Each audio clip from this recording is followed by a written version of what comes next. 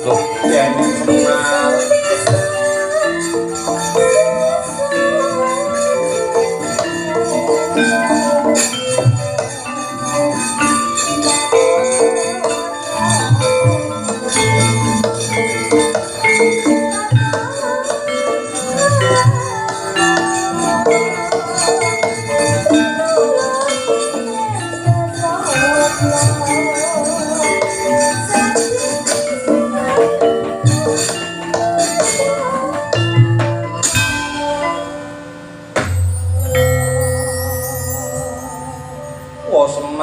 Semar. Nggih, Ndara. Pangapunten. Tapane Ndara kula jugar.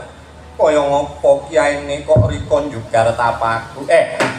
Napa jenengan boten rumaos? Napa jenengan boten krasa menawi wahyu sampun manjing dhateng anggane Ndara kula bagus?